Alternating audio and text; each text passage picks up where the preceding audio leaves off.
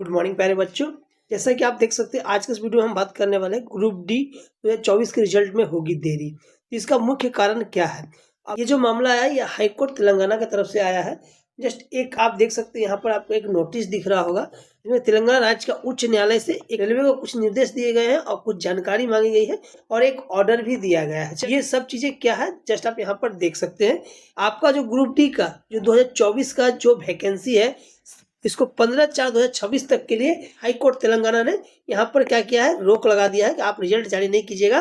और इस मामले में डीजीटी का रुख है, इसने जो भी मार्किंग सिस्टम में किया है इसमें इनका कोई लेना देना नहीं है, क्योंकि जो भी नियम बनाती है वो रेलवे खुद बनाती है। कोर्ट की तरफ से अगली सुनवाई की डेट दी गई, वो डेट है 15 अप्रैल 2026। चलिए ये तो कोर्ट का आदेश था। अब हम कुछ बातों पर ध्यान देते हैं। इसके बाद कुछ इंपॉर्टेंट सवाल, महत्वपूर्ण सवाल आते हैं। पहला सवाल आता है यह समस्या क्या है, आखिर ये समस्या है क्या, यह समस्या शुरू कहां से और कैसे हुई। ठीक है, इसके विषय में हम बात करेंगे। AIRF मतलब उसका इसमें क्या रुख है, इसके विषय में भी बात करेंगे। और इसका परमानेंटली समाधान क्या है, इसके विषय में बात करेंगे। और सबसे बड़ा डर जो अभी बच्चों में है वो है इसका वर्तमान इफेक्ट क्या होगा। इसका मतलब है कि ग्रुप डी 2024 की वैकेंसी में इसका क्या असर पड़ने वाला है।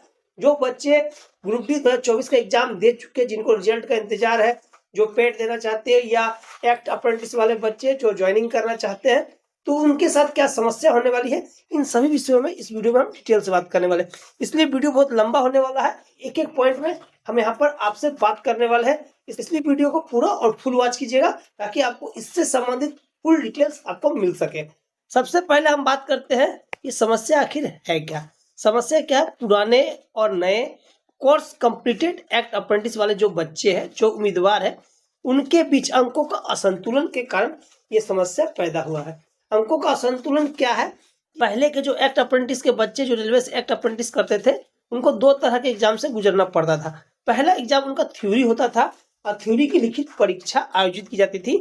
इसके बाद जो प्रैक्टिकल होता है, जैसा कि अभी भी प्रैक्टिकल होता है रेलवे में एक्ट अप्रेंटिस वालों का, जस्ट वैसे ही आपका प्रैक्टिकल होता था। इन सभी स्थितियों से गुजरने के बाद जो पुराने एक्ट अप्रेंटिस वाले बच्चे हैं उनको जो हाईएस्ट मार्क्स मिल पाता था वो आपका 60 से लेकर 70% ही मार्क्स उनको मिलते थे। लेकिन अभी स्थिति बदल गई जब रेलवे में एकाएक एक्ट अप्रेंटिस वालों का डिमांड काफी बढ़ गया। रेलवे क्या कर रही है, अभी रेलवे एक्ट अप्रेंटिस वाले बच्चों का इस्तेमाल कर रही है। किस तरह से इस्तेमाल कर रही है इस पर, और किस तरह से यह इस्तेमाल कर रही है इसके विषय में जानना है तो आप कमेंट्स कीजिएगा। आप अगर अधिक मात्रा में अगर कमेंट्स करते हैं तो जरूर मैं इस पर भी वीडियो बनाने का प्रयास करूंगा, क्योंकि आपके कमेंट्स से मुझे पता चलता है कि आपको कौन से विषय की जानकारी चाहिए होती है। तो रेलवे ने क्या किया, रेलवे को एकाएक के स्टाफ में कमी आई। स्टाफ में कमी आने से उसको प्रोडक्शन में फर्क पड़ने वाला है। उन्होंने एक युक्ति इस्तेमाल किया, एक्ट अप्रेंटिस कोर्स कंप्लीटेड वाला सिस्टम का बहुत ज्यादा यूटिलाइजेशन करना शुरू कर दिया। जैसे कि पहले एक्ट अप्रेंटिस के लिए काफी कम बच्चों को लिया जाता था, लेकिन अभी आप देखिएगा हर जोन से हर साल काफी ज्यादा एक्ट अप्रेंटिस बच्चों का वैकेंसी हर साल आता है। क्योंकि जो एक्ट अप्रेंटिस की जो बैच अभी काम कर रही है वो जाएगी, उसके जाने से पहले ही एक और बैच तैयार कर दिया जाता है, क्योंकि एक्ट अप्रेंटिस वाले बच्चों से बहुत ज्यादा आज की डेट में रेलवे में काम लिया जा रहा है। और जो बच्चे एक्ट अप्रेंटिस किए हैं वो इस बात को भली भांति जानते हैं, और मैंने भी काफी बारीकी से इस चीज को देखा और समझा है।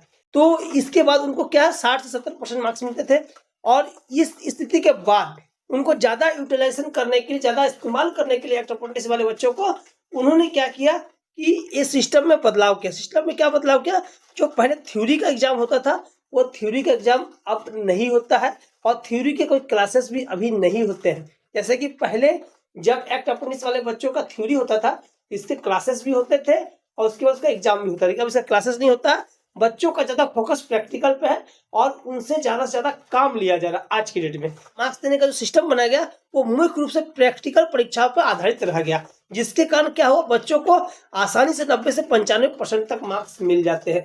ऐसा भी देखने को मिला, कुछ कुछ बच्चे को 99% भी मार्क्स आज की डेट में दिए जा रहे हैं।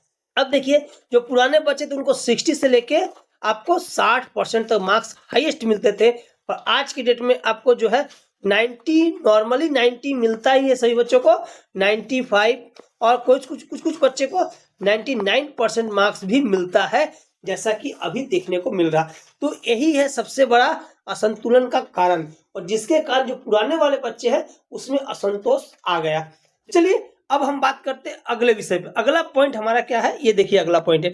अगला पॉइंट, समस्या शुरू कहाँ से हुई और कैसे हुई। पहले क्या होता था, रेलवे अपने हिसाब से काफी कम एक्ट अप्रेंटिस वाले बच्चों को हायर करती थी और 1 साल या 1.5 साल या 2 साल का ट्रेनिंग देती थी और ट्रेनिंग देने के बाद अधिकतर बच्चों को वो खुद ही रेलवे अपने अंदर हायर कर लेती थी। लेकिन ऐसा अब नहीं होता है। 2016 के बाद नियमों में बदलाव हुआ, बहुत भारी बदलाव हुआ और बदलाव होने के बाद अब क्या किया गया, एक्ट अप्रेंटिस वाले बच्चों को डायरेक्ट लेने की जो स्थिति थी, वो डायरेक्ट बच्चों को जॉब में नहीं रखा जाता है। अब इनकी स्थिति बदल गई। अब उनसे रेलवे में काम तो खूब ले लिया जाता है, लेकिन अब उनको जॉब देने का सिस्टम खत्म हो गया। तो इसके बाद रेलवे ने क्या एक नया सिस्टम निकाला कि ग्रुप डी में उनको 20% का आरक्षण दे दिया गया। ग्रुप, जबकि होना ऐसा चाहिए था, इन बच्चों को, एक्ट अप्रेंटिस वाले बच्चों को आपको लोको पायलट में भी कुछ आरक्षण मिलना चाहिए था और टेक्नीशियन में भी आरक्षण मिलना चाहिए था। सिर्फ ग्रुप डी में 20% का यहाँ पर उनको क्या किया गया, आरक्षण दे दिया गया। और उसके बाद आप ये नोटिस देख सकते हैं, ये रेलवे का नोटिस है। ये नोटिस देख लीजिए, जस्ट क्या है, ये नोटिस आपका 22/4/2022 का नोटिस है। ये नोटिस लाया गया था 2019 का जो वैकेंसी निकली थी ग्रुप डी के, उसके बाद, क्योंकि 2019 का जो वैकेंसी निकला था उसका एग्जाम काफी लेट से लिया गया। मतलब 19 में वैकेंसी निकली, सारा डिटेल्स कंप्लीट हो गया, एग्जाम कब कंप्लीट कराया गया, 2022 में। काफी लंबा समय लिया रेलवे ने इसमें और विवाद शुरू होता है इसी नोटिस से। 2019 का जो वैकेंसी निकला था उसमें एक्ट अप्रेंटिस वालों के लिए कोई खास सुविधा नहीं थी, लेकिन इस नोटिस के बाद रेलवे ने यहाँ पर 2 पॉइंट जोड़ दिए। पहला पॉइंट क्या जोड़ दिया, जस्ट आप यहाँ पर देख सकते हैं, the courses complete act apprentice will be given for the marks obtain in NCVT examination such that 1/3 of the marks, 1/3 of the marks in preparation of the final merit list after conduct of CVT shall be based on the marks obtained in NCVT examination। मतलब यहाँ पर क्या किया गया कि एक system निकाला गया कि मतलब कि जो आप CVT का एग्जाम दीजिएगा, 2/3 मार्क्स लिया जाएगा और NSC का आपका 1/3 मार्क्स लेके आपका क्या होगा, फाइनल मार्क्स आपका यहाँ पर बनाने का नियम बनाया गया। इसके बाद दूसरा पॉइंट जो बताया गया है, the course completed act apprentice will be exam from physical efficiency test. मतलब उनका जो फिजिकल एफिशिएंसी टेस्ट जो होता है, पेट होता है, उनका पीटी का एग्जाम उनका नहीं होगा, उनको डायरेक्ट ही यहाँ से सिलेक्शन कर लिया जाएगा। सीवीटी के बाद सीवीटी का 2/3 और एनएससी का 1/3 लेके डायरेक्ट उनको डीबी और मेडिकल में भेज दिया जाएगा, वहां से उनको सिलेक्ट कर लिया जाएगा। क्योंकि रेलवे का यह मानना था कि जो बच्चे रेलवे से एक्ट अप्रेंटिस कर चुके हैं वो अपने आप को रेलवे में साबित कर चुके हैं कि वो फिट है, इसलिए उनका पीटी टेस्ट नहीं लिया जाएगा। अब मामला यहीं से तूल पकड़ लेता है। पुराने बच्चे जो ओल्ड वाले बच्चे थे उनका मार्क्स 60% से लेकर 70% था। अगर मान लीजिए 60% उनका मार्क्स है तो उनका 1/3 क्या होगा, 20% होगा। और मान लीजिए कि जो नए वाले बच्चे हैं उनका मार्क्स 90 से प्लस है, मतलब मिनिमम 90 भी मानिएगा, तो इसका 1/3 अगर हम लोग करते हैं तो हमारा मार्क्स होता है 30% का। दोनों का डिफरेंस आप देख सकते हैं, 10% का डिफरेंस है। ये काफ़ी ज़्यादा 10% मायने रखता है। यहाँ पर एक मार्क्स पर बच्चों का सिलेक्शन होता है और यहाँ पर 10% मार्क्स की बात है। इसलिए जो असंतोष पैदा हुआ है पुराने एक्ट अप्रेंटिस वाले बच्चों में, इसके बाद ही उन्होंने कोर्ट का रुख किया है। कोर्ट क्या करेगी, रेलवे क्या करेगी, ये तो रेलवे ही जानती है। और कोर्ट सभी मुद्दों को सुनेगी, समझेगी और रेलवे को शायद कहे कि आप अपने मार्किंग सिस्टम को थोड़ा सुधार लें, क्योंकि कोर्ट भी नहीं चाहेगी कि पुराने बच्चों के साथ अन्याय हो और नए बच्चों के साथ गलत हो। ठीक है, तो ये मामला होने वाला है। आगे हम बात कर लेते हैं। आगे देख लीजिए AIRF all India railwaymen's federation का इसमें क्या रुख है, इसके विषय में बात कर लेते हैं। इस विषय में बात करते हुए आपका AIRF ने, आपको देख सकते हैं यहाँ पर डेट है 20/3/2026 को एक लेटर लिखा था रेलवे बोर्ड को। इसमें यहाँ सब्जेक्ट आप देख सकते हैं, rationalisation of marks between old and new CCA act apprentice candidate to ensure parity in RRB group D selections. उन्होंने जो नोटिस किया, उन्होंने यहाँ पर लेटर लिखा है और लेटर में सारी बातें उन्होंने रखी है। और बात में जो सबसे मुख्य पॉइंट उनका रहा है, जस्ट आप ये देख सकते हैं, ये इनका मुख्य पॉइंट रहा है। चलिए इसके विषय में हम डिटेल से बात करेंगे। चलिए पूरा लेटर आप देख लीजिए, ये पूरा लेटर उन्होंने रेलवे बोर्ड को लिखा है। इसे ये पूरा मामला क्या है, अंकों का विवाद, ये दोनों पार्टी के बीच, न्यू एक्ट अप्रेंटिस और पुराने एक्ट अप्रेंटिस के बीच अंकों का यह मामला है। समानता की मांग, AIRF ने क्या किया है, इसमें इक्वलाइजेशन की मांग की है, डिमांड की है। इन्होंने एक नया मार्किंग सिस्टम के बारे में रेलवे बोर्ड को सुझाव दिया है। इसके पीछे इनका उद्देश्य है कि दोनों जो उम्मीदवार है, नए और पुराने, दोनों ही रेलवे के लिए इम्पोर्टेंस है, इसलिए दोनों बच्चों के साथ अन्याय नहीं होना चाहिए। उनका क्या सुझाव है कि जिनका 60% मार्क्स है उनको 16 नंबर उनको एक्स्ट्रा दिए जाए, जिनका 70% मार्क्स है पुराने वाले बच्चों में उनको 12 मार्क्स एक्स्ट्रा दिए जाए, जिनका 80% मार्क्स है उनको 8 मार्क्स एक्स्ट्रा दिए जाए, और जिनका 90% है उसको 4 मार्क्स अलग से दिए जाए। तो ये इनका सुझाव था, लेकिन यह भी सही नहीं है। क्यों सही नहीं है, इसका आप कारण यहाँ पर देख सकते हैं। जहाँ यहाँ पर 60% मार्क्स जिसका है और जिसका 90% मार्क्स है, दोनों के बीच का डिफरेंस कितने का, 10% मार्क्स का डिफरेंस आ रहा। लेकिन एआरएफ यहाँ पर आपको 16 मार्क्स बढ़ाने के लिए कह रही है। अगर ऐसा रेलवे बोर्ड करती भी है तो भविष्य में नए जो एक्ट अप्रेंटिस वाले बच्चे हैं वह फिर से कोर्ट में जा सकते हैं। इस तरह से मामले का समाधान नहीं हो पाएगा। रेलवे इसमें क्या कर सकती है, इसके विषय में हम इस वीडियो में बात करने वाले, डिटेल्स में बात करेंगे। कि पूरी स्थिति को समझने के लिए वीडियो में लास्ट तक जरूर बने रहें। चलिए अगली बात आती है, हमने यहाँ पर क्या क्या चीजें समझी है। सबसे पहले हम समझे हैं कि यह समस्या आखिर है क्या। समस्या को समझने के बाद हमने यह समझा कि इस समस्या की शुरुआत कैसे हुई, इसमें एआईआरएफ का क्या रुख है, इसके विषय में भी हम बात कर चुके हैं। अगला पॉइंट है समाधान क्या है। चलिए हम देख लेते हैं इसका समाधान क्या है। इसके लिए रेलवे ऐसा क्या करेगी जिससे कि बच्चों में जो असंतुष्टि है वो सही हो सकता है। तो इसका समाधान क्या हो सकता है, इसके विषय में हम बात करते हैं। ये जो समस्या चल रही है इसका समाधान किस तरह से हो सकता है, और जो भी समाधान होगा वो परमानेंटली समाधान क्या हो सकता है। मैंने कुछ सुझाव यहाँ पर रखे। रेलवे अगर चाहे तो सबसे पहले नॉर्मलाइजेशन पद्धति का इस्तेमाल कर सकती है। मतलब क्या है, जो भी नए और पुराने बच्चे एक्ट अप्रेंटिस वाले, मान लीजिए कि जो आपके पुराने वाले बच्चे उसका मार्क्स मिनिमम मार्क्स कितना 60 है, और न्यू वाले बच्चे जो है एक्ट अप्रेंटिस वाले इसका मिनिमम मार्क्स क्या 90% है।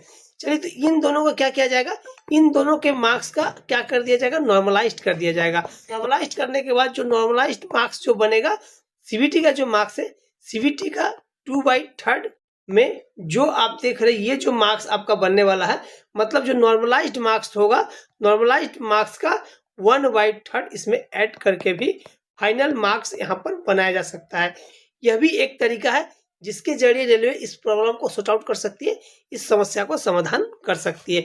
इसके अलावा चाहे तो रेलवे एक और काम कर सकती है, रेलवे वेटेज सिस्टम में बदलाव कर सकती है। मार्क्स का जो सिस्टम है आपका सीबीटी का 2/3 प्लस एनएससी का 1/3 ऐड करने के बाद आपका जो है फाइनल मार्क्स यहाँ पर आपका रेडी होता है सीसीएए वाले कैंडिडेट के लिए। लेकिन अगर चाहे रेलवे क्या कर सकती है, यहाँ पर जो रेलवे 1/3 एनएससी सर्टिफिकेट का ऐड करती है, इसको ना करके रेलवे क्या कर सकती है, एक फिक्स मार्क्स जो है यहाँ पर ऐड कर सकती है। फिक्स मार्क्स क्या ऐड कर सकती है, न्यू वाले बच्चे हैं या पुराने वाले बच्चे हैं, सभी को रेलवे क्या करेगी, अलग से 30% मार्क्स देगी। सीबीटी का जो आपका मार्क्स है 2/3 प्लस 30% मार्क्स अलग से रेलवे ऐड करेगी। सभी क्या करेगी, सीसीए वाले कैंडिडेट में 30% मार्क्स ऐड करेगी, और तो इस तरह से भी आपका फाइनल मार्क्स बनाया जा सकता है। सीसीए वाले बच्चों के लिए एक मार्क्स निर्धारित कर दिया जाएगा, उनके सीबीटी के 2/3 में आपका जो इतना मार्क्स सभी बच्चों में इक्वली जोड़ा जाएगा। इससे ना तो आपको ओल्ड वाले बच्चों को मार्क्स कम मिलेंगे और ना ही न्यू वाले बच्चों को ज्यादा मार्क्स मिलने की संभावना होगी। इसके अलावा रेलवे क्या कर सकती है, रेलवे कट ऑफ में छूट दे सकती है। जो एनएससी का 1/3 का जो सिस्टम है इसको हम क्या करते हैं, हटा देते हैं। हम नहीं, रेलवे अगर हटा देती है, इस सिस्टम को हटा देती है, सीबीटी का जो मार्क्स है उस पर ही बच्चों का रिजल्ट बनेगा, फाइनल मेरिट बनेगा। इससे क्या हो जाएगा, यूआर का जो क्वालिफाइंग मार्क्स है 40, तो अब क्या हो जाएगा, बच्चों का क्या आ जाएगा, 40 से मार्क्स क्या आ जाएगा, कम आ जाएंगे। जब कम आ जाएंगे तो वो क्या हो जाएगा, यहाँ पर वो फेल हो जाएंगे। इसी तरह से जो सिचुएशन बनता है ओबीसी के साथ, ओबीसी, एससी और एसटी के साथ, इनका जो क्वालिफाइंग मार्क्स है 30 है, और 30 से क्या हो जाएगा, इनका मार्क्स क्या आ जाएगा, कम आ जाएगा। जब मार्क्स कम आएंगे तो ये भी बच्चे क्या हो जाएंगे, यहाँ पर क्या हो जाएंगे, यहाँ से क्वालिफाइंग नहीं कर पाएंगे और बाहर हो जाएंगे। रेलवे क्या कर सकती है, यहाँ पर कट ऑफ में छूट दे सकती है। यूआर का क्वालिफाइंग मार्क्स कितना है, 40 है, रेलवे ये कहेगी कि अब यूआर का क्वालिफाइंग मार्क्स जो है एक्ट अप्रेंटिस वाले बच्चों के लिए 40 ना होके अब इसका क्वालिफाइंग मार्क्स हो जाएगा कितना 20%। मतलब अगर आप 20% यूआर के बच्चे लाते हैं आप रेलवे की जॉब लेने के लिए क्वालिफाई हो जाएंगे। मतलब क्या किया गया, कट ऑफ मार्क्स जो है ये मार्क्स को क्या किया गया, थोड़ा नीचे किया गया। इसी तरह से आप ओबीसी, एससी और एसटी का जो cut off minimum cut off कितना है आपका 30 है, 30 को कट ऑफ को क्या किया जाएगा, क्वालिफाइंग मार्क्स क्या कर दिया जाएगा, मान लीजिए 50% कर दिया जाता है। तो जो बच्चे ओबीसी से, एससी एसटी से है उनका मिनिमम मार्क्स अगर 50 भी रहेगा तो भी वो क्या हो जाएंगे, क्वालिफाई कर जाएंगे। तो इस सिस्टम से भी रेलवे क्या कर सकती है, इस तरह से भी रेलवे ये जो समस्या आपका हो रहा है न्यू और ओल्ड एक्ट अप्रेंटिस वाले बच्चों का जो समस्या हो रहा उसको सॉर्ट आउट कर सकती है। इसके अलावा भी रेलवे दो और तरीका इस्तेमाल कर सकती है। एक तरीका है एक समान मूल्यांकन नीति। रेलवे को एक ऐसी नीति का इस्तेमाल करना होगा, एक ऐसा सिस्टम लाना होगा जिससे क्या हो कि भविष्य में ऐसा कोई भी प्रॉब्लम ना हो और नए और पुराने वाले बच्चे जो है एक्ट अप्रेंटिस वाले, इनका जो मार्क्स में जो अंतर देखने को मिल रहा, एक ऐसा नीति लाना होगा जिस नीति के तहत क्या हो, इन दोनों बच्चे जो नए वाले बच्चे एक्ट अप्रेंटिस वाले और जो पुराने वाले बच्चे हैं, इन दोनों का जो एनएससी का मार्क्स है ये लगभग आपका इक्वल हो जाए। अगर यहाँ पर दोनों का मार्क्स अगर इक्वल हो जाता है तो यहाँ का जो समस्या है उसका समाधान हो जाएगा। इसके अलावा रेलवे क्या कर सकते हैं, रेलवे एक विशेष समिति का गठन कर सकती है। और ये समिति क्या करेगी, समिति सभी स्थितियों को समझेगी, सभी बच्चों से बात करेगी, जो बच्चे हैं नए वाले बच्चे, पुराने वाले बच्चे, सभी स्थितियों को समझेगी। समझने के बाद एक ऐसा रास्ता निकालेगी कि जिससे ना कि नए वाले बच्चे को प्रॉब्लम हो और ना ही पुराने वाले एक्ट अप्रेंटिस वाले बच्चों को समस्या हो। और उसके बाद वह समिति रेलवे को अपना सुझाव देगी कि आप इस तरीके से ऐसा करके भी आप इन दोनों के प्रॉब्लम को सॉर्ट आउट कर सकते हैं। तो यह भी एक तरीका है। यहाँ पर मैंने कुल 5 तरीके बताए हैं जिस तरीके से रेलवे इस समस्या का समाधान कर सकती है। तो चलिए अब हम बात करने वाले हैं कि ग्रुप डी 2024 की वैकेंसी में इसका क्या असर पड़ेगा। सबसे बड़ा और सबसे पहला जो फर्क पड़ने वाला वो है रिजल्ट में देरी। जैसा कि आपको पता है ग्रुप डी 2024 का एग्जाम कंप्लीट हो चुके, आंसर की भी आ चुका है और पीटी के लिए इसका रिजल्ट देना है। पीटी का रिजल्ट आपको अप्रैल के लास्ट में इसका रिजल्ट आ जाना था, नहीं तो मई के फर्स्ट वीक में इसका रिजल्ट आने की संभावना थी। लेकिन हाई कोर्ट तेलंगाना ने इस पर अभी रोक लगा दिया है। रोक अभी आपका 15 अप्रैल तक के लिए ही है, लेकिन ऐसा नहीं है कि ये 15 अप्रैल तक के लिए रोक है। अगर कहीं ऐसा हो जाए कि कोर्ट इस रोक को आगे और बढ़ा दे तो समस्या तब आ जाएगी। अब ये जो कोर्ट केस हुआ है इससे तो बिल्कुल कंफर्म है कि आपके रिजल्ट में काफी फर्क पड़ने वाला है। वो आपका हो सकता है कि इसमें डिले हो। ऐसा जो आपको इसमें असर देखने को मिलने वाला है वो आपको देखने वाला मेरिट लिस्ट और कट ऑफ में प्रभाव। अगर कोर्ट के सुझाव के बाद कुछ नई नीति लाती है जिसमें एनएसी का जो 1/3 प्लस करना होता था इसको ना करके एक नया सिस्टम लाती है और उस सिस्टम के हिसाब से इनका भी सिलेक्शन होने वाला है। लेकिन यह सिस्टम हट जाने के बाद जो नई सिस्टम आएगी उस सिस्टम में हो सकता है इन बच्चों का मार्क्स घट जाए और मार्क्स घट जाएंगे हो सकता है कि ये क्या होगा, जिनका पहले सिलेक्शन होने वाला था उनका यहाँ पर क्या हो जाएगा, सिलेक्शन नहीं हो पाएगा। और इसी तरह से जो कुछ बच्चे हैं जिनका यहाँ पर सिलेक्शन नहीं हो पा रहा था क्योंकि उस बच्चे के मार्क्स काफी कम थे, लेकिन नई सिस्टम आने के कारण उनका मार्क्स क्या हो गया, बढ़ गया। और बढ़ जाने के बाद क्या हो गया, जिनका सिलेक्शन नहीं हो रहा था उनका सिलेक्शन हो जाएगा। तो इस स्थिति में क्या होने वाला है कि मेरिट लिस्ट और कट ऑफ में इसका प्रभाव पड़ने वाला है।